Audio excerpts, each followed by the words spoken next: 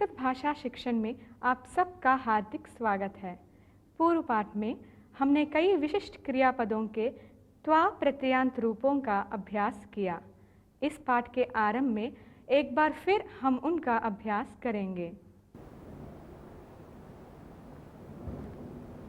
नमो नमः।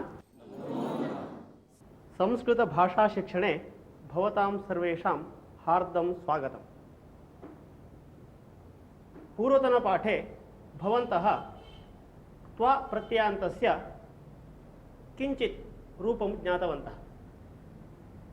इदानीं वयं तस्य किञ्चित् पुनरभ्यासं कुर्मः। अहम् एकं वाक्यं वदामि, अनन्तरं भवन्तः एकैकं वाक्यं वदन्तु। अहं जलं पीत्वा पाठं पठामि। भवन्तः एकैकं वाक्यं वदन्तु। भवान् वदतु एकम्। अहं कार्यं कृत्वा बहिः गच्छामि। समीचीनम्। अहं निद्रां कृत्वा उत्तिष्ठामि। अहं शालां गत्वा आगच्छामि। भवान् वदतु। अहं पाठं पठित्वा क्रीडामि। समीचीनम्। अहम् इदानीं वाक्यद्वयं वदामि, तयोः मेलनं कृत्वा भवन्तः एकं वाक्यं वदन्तु। छात्रः पाठं पठति, टिप्पणीं लिखति। पाठं पठित्वा टिप्पणीं लिखति। कृषकः भूमिं खनति, सस्यं रोपयति। कृषकः भूमिं खनित्वा सस्यं रोपयति। भूमिं खनित्वा सस्यं रोपयति। सस्यं रोपयति। कृषकः भूमिं खनित्वा सस्यं रोपयति। उत्तमम्। कृष्णः रथं स्थापयति, अर्जुनम् उपदिशति। कृष्णः रथं स्थापयित्वा अर्जुनम् उपदिशति। आरक्षकः धावति, चोरं गृह्णाति। आरक्षकः धावित्वा चोरं गृह्णाति। समीचीनम्। बालिका नृत्यति, जनान् तोषयति। बालिका नृत्येत्वा जनान् तोषयति। जननी स्नानं करोति, पाकं करोति। जननी स्नानं कृत्वा पाकं करोति।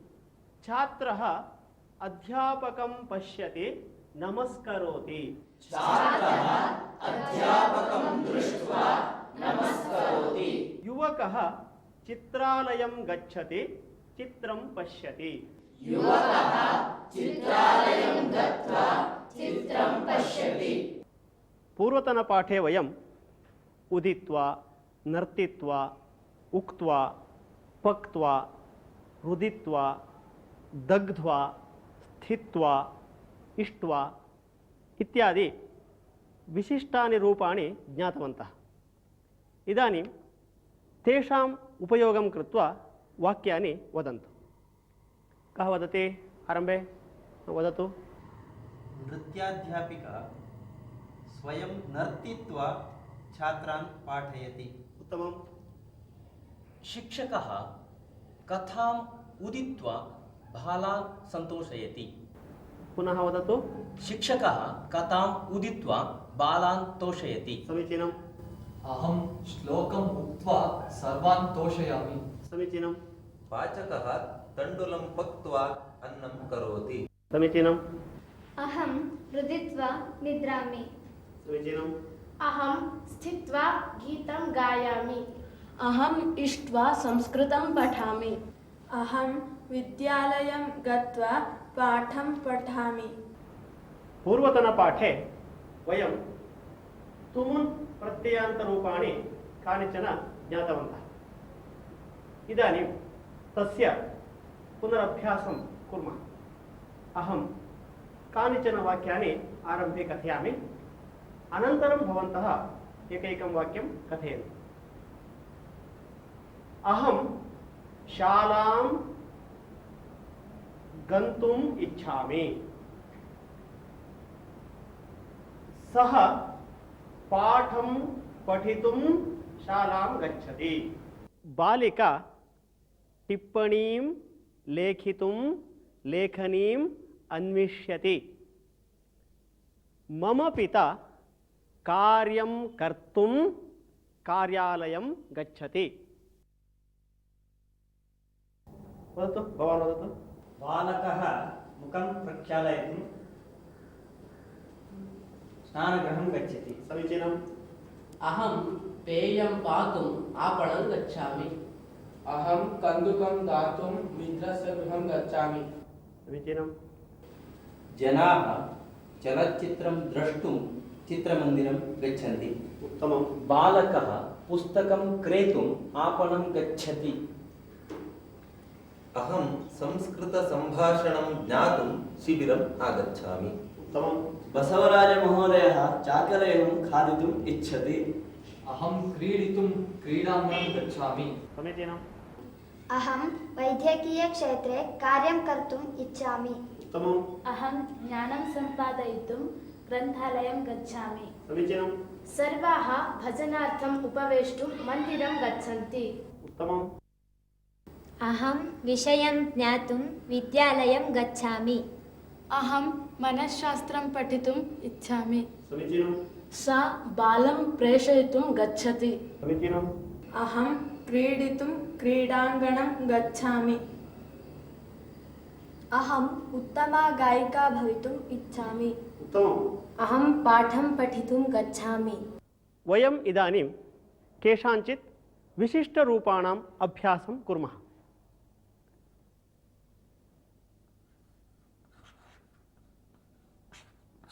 नमति, नन्तुं,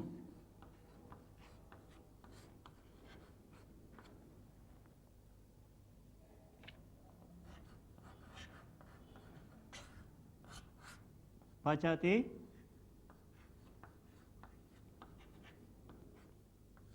पक्तुम्। अहं वाक्यं वदामि। भक्तः देवं नमति, देवालयं गच्छति। भक्तः देवं नन्तुं देवालयं गच्छति। माता पाकं पचति, पाकशालां गच्छति। माता पाकं पक्तुं पाकशालां गच्छति। इदानीं भवन्तः एतयोः उपयोगं कृत्वा वाक्यानि वदन्तु। अहं विश्वनाथं नन्तुं काशीनगरं गच्छामि। मम अग्रजः पाकं पक्तुं सम्यक् जानाति। शिष्यः गुरुं नन्तुं गुरुकुलं गच्छति। भरतः रामं नन्तुं वनं गतवान्। समीचीनं, बहु उत्तमम्। अग्रजः पायसं पक्तुं पाकशालां गच्छति। अहं नारायणं नन्तुं वैकुण्ठं गच्छामि। अहं मातरं नन्तुं गृहं गच्छामि। अहम् अन्नं पक्तुं पाकशालां गच्छामि।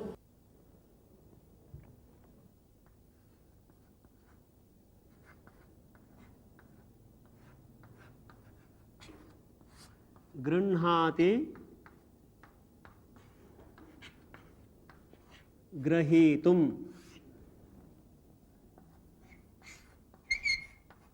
चिनोति,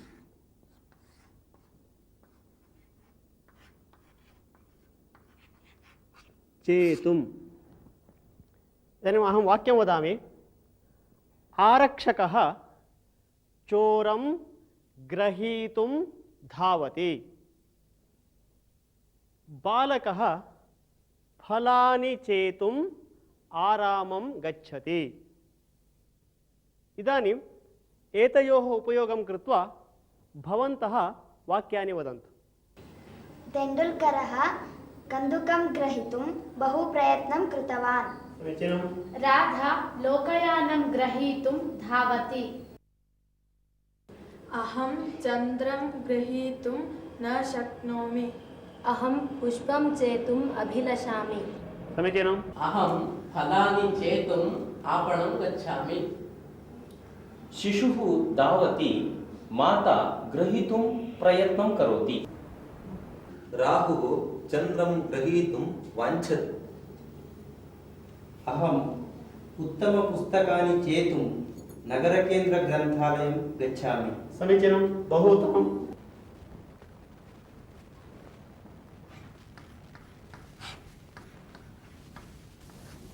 गायति, गातुं,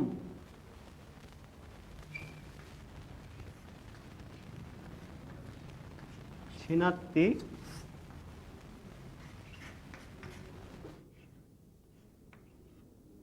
छेत्तुम्। अहं वाक्यं वदामि। अहं सम्यक् गातुं न जानामि। कृषिकः वृक्षं छेत्तुम् अरण्यं गच्छति। एतयोः उपयोगं कृत्वा इदानीं भवन्तः वाक्यानि वदन्तु। मुकुन्दः सस्यं छेत्तुं गच्छति। समीचीनम्। अहं वनस्य वृक्षं छेत्तुं न इच्छामि। अनन्तरं शिल्पा सम्यक् गातुं जानाति। उच्चैः वदतु। शिल्पा सम्यक् गातुं जानाति। समीचीनं। नन्दिता सुन्दरं गीतं गातुं वाञ्छति। उत्तमम्। गर्दभः सर्वदा गातुमिच्छति। अनन्तरं गायिका गीतं गातुं सङ्गीतसभां गच्छति। सङ्गीतसभां गच्छति। समीचीनं। वज्रेण वज्रं छेत्तुं शक्यते। वज्रेण वज्रं छेत्तुं शक्यते। उत्तमं। मम मित्रं सम्यक् गातुं शक्नोति। समीचीनम्। अहम् आम्रवृक्षं छेत्तुं न इच्छामि। समीचीनं, बहु उत्तमम्। इदानीम् अहं कानिचन क्रियापदानि वदामि। तेषां तुमुन्नन्तरूपाणि भवन्तः वदन्तु। क्रीणाति, जपति, तुष्यति, कुप्यति, कोपितुं, जिघ्रति, नयति, कर्षति, कर्षति, क्रष्टुं, स्वपिति, बध्नाति, निन्दति, उत्तिष्ठति, रोदिति, क्रन्दति। बहु समीचीनम्। इदानीं भवन्तः यस्य कस्यापि उपयोगं कृत्वा वाक्यानि वदन्तु। अहं प्रातः 5 वादने उत्थातुं प्रयत्नं करोमि। समीचीनं। राघवेन्द्रः पुराणपुण्यकथां श्रोतुम् इच्छति। समीचीनम्। अहं वस्तूनि क्रेतुम् आपणं गच्छामि। अहं पाकस्य गन्धं घ्रातुं सम्यक् शक्नोमि। अहं वस्तूनि क्रेतुम् आपणं गच्छामि। अहं पाकस्य गन्धं घ्रातुं सम्यक् शक्नोमि। चोरः चोरयितुं रात्रौ सञ्चरति। सन्यासिनः जपितुं हिमालयं गच्छन्ति। शिशुः उच्चैः क्रन्दितुं शक्नोति। शिशुः उच्चैः क्रन्दितुं शक्नोति। कृषिकः भूमिं क्रष्टुं फलं स्वीकरोति। अहम् अल्पेन आहारेण तोष्टुं न शक्नोमि। अहं पुस्तकं नेतुं विस्मृतवान्। उत्तमं, बहु समीचीनम्। अहं विना कारणेन हसितुं न इच्छामि। अहं प्रातः 5 वादने उत्थातुं प्रयत्नं करोमि। बालिकाः 8 वादने स्वपितुं न इच्छन्ति। समीचीनं। नारायणः रोदितुं न इच्छति। उत्तमं। सा अग्रजस्य हस्ते रक्षां बन्धुं गच्छति। राधा हसितुम् अभिलषति। उत्तमम्। अहम् अन्यान् निन्दितुं न इच्छामि। अहं जलं नेतुं मातुः साहाय्यं कृतवती। अहं क्रीडितुं बहु इच्छामि। गन्तुं पठितुम, कर्तुम आदि तुमुन प्रत्ययांत रूप हैं। इनके बारे में पूर्व पाठ में ही हमने जानकारी प्राप्त किया है। कई धातुओं का तुमुन प्रत्ययांत रूपों में थोड़ा परिवर्तन होता है, जैसे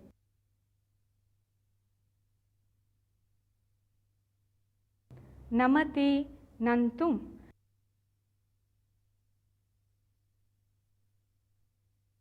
गृह्णाति, ग्रहीतुम।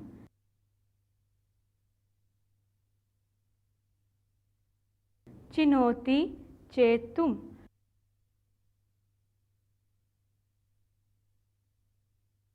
जिघ्रति, घ्रातुम। इस तरह के विशिष्ट रूपों का प्रयोग करते समय हमें सावधानी बरतनी चाहिए। जैसे भक्तः देवं नन्तुं देवालयं गच्छति। अहं विश्वनाथं नन्तुं काशीनगरं गच्छामि। आरक्षकः चोरं ग्रहीतुं धावति। तेण्डुल्करः कन्दुकं ग्रहीतुं बहु प्रयत्नं कृतवान्। राधा लोकयानं ग्रहीतुं धावति। बालकः फलानि चेतुम् आरामं गच्छति। अहं फलानि चेतुम् आपणं गच्छामि। वृक्षं छेत्तुम् अरण्यं गच्छति। मुकुन्दः सस्यं छेत्तुं गच्छति। अहं वनस्य वृक्षं छेत्तुं न इच्छामि।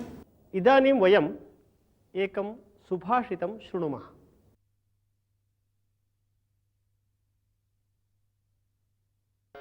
प्रथमवयसि पीतं तोयमल्पं स्मरन्तः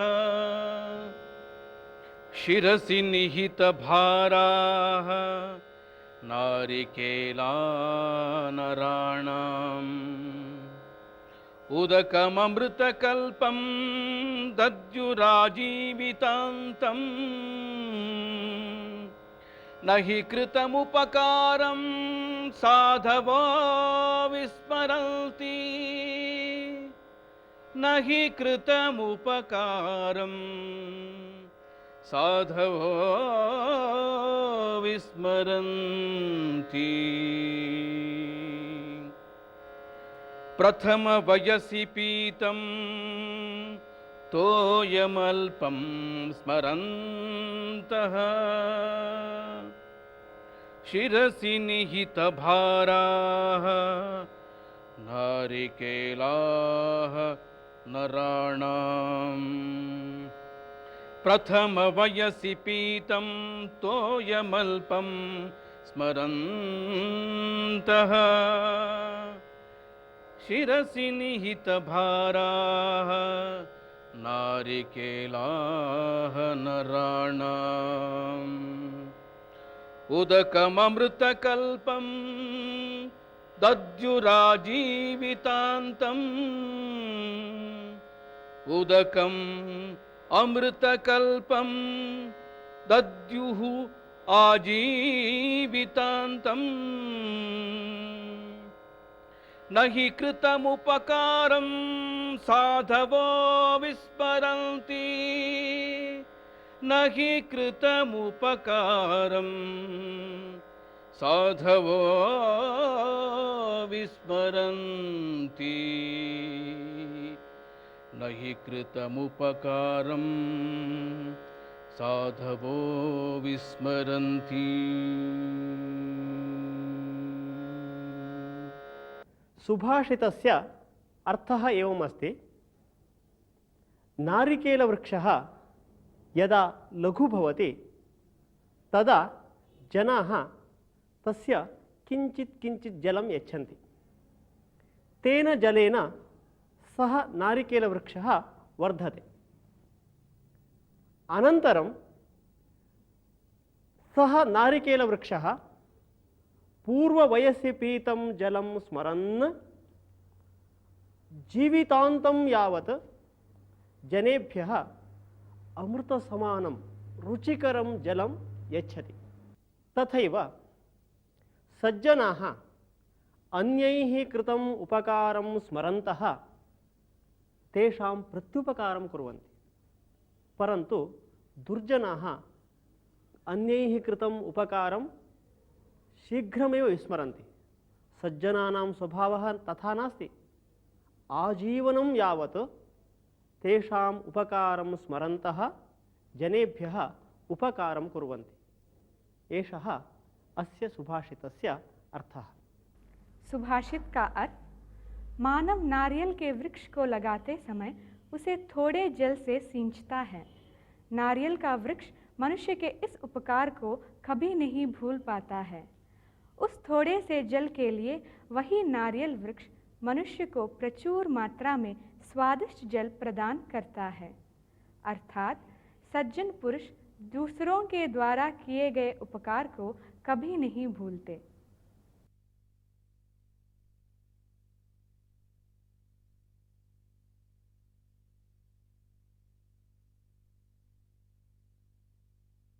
अहम् इदानीम् एकां कथां कथयामि, भवन्तः सावधानेन शृण्वन्तु। एकदा महाराजस्य युधिष्ठिरस्य आस्थानं कश्चन याचकः आगच्छति। सः आगत्य महाराजं पृच्छति, भो महाराज, मह्यं 100 नाणकानि ददातु इति। महाराजः, बन्धो श्वः आगच्छतु, श्वः भवते नाणकानि ददामि इति कथयति। याचकः अस्तु महाराज इति महाराजं नमस्कृत्य गच्छति। एतत् सर्वं पार्श्वे स्थितः भीमसेनः पश्यन् आसीत्। भीमसेनः एतत् सर्वं दृष्ट्वा एकवारं किञ्चित् हसति, हसित्वा द्वारं प्रति गच्छति। महाद्वारस्य समीपे एका विजयघण्टा आसीत्। भीमसेनः तत्र गत्वा विजयघण्टायाः वादनं करोति। तत् श्रुत्वा युधिष्ठिरः विस्मितः अभवत्, यतः यदा पाण्डवसेना विजयं प्राप्नोति अथवा राज्ये विशेषः महोत्सवः भवति तदा एव सा घण्टा वाद्यते। अतः युधिष्ठिरः विस्मितः अभवत्। युधिष्ठिरः भीमसेनम् आहूय किमर्थं घण्टावादं कृतवान् इति पृच्छति। तदा भीमसेनः वदति, अग्रज, अद्य सर्वश्रेष्ठः विजयः प्राप्तः अस्ति, यतः तादृशं विजयम् एतावत्पर्यन्तं जगति यः कोऽपि न प्राप्तवान् इति भीमसेनः वदति। तदा धर्मराजः, किं भवान् विनोदं वदति वा? कः सः विजयं प्राप्तवान् इति पुनः पृच्छति। तदा भीमसेनः वदति, इदानीं भवान् तं याचकं भवता अभिलषितं श्वः दास्यामि इति उक्तवान् किल? एषः एतेन ज्ञायते भवान् श्वः पर्यन्तं निश्चयेन जीवति इति। एषः मृत्योः उपरि दिनपर्यन्तकः सर्वश्रेष्ठः विजयः भवति इति भीमसेनः उक्तवान्। तदा युधिष्ठिरः भीमसेनस्य वचनस्य तात्पर्यं ज्ञात्वा लज्जितः भवति। तदा युधिष्ठिरः तं याचकं पुनः आहूय तस्मै नाणकानि दत्त्वा तं प्रेषयति। कथायाः अर्थः ज्ञातः वा? आम्, ज्ञातः। धन्यवादः। नमो नमः। इसी के साथ अब यह पाठ समाप्त होता है। अगले पाठ में फिर मिलेंगे। तब तक के लिए धन्यवाद।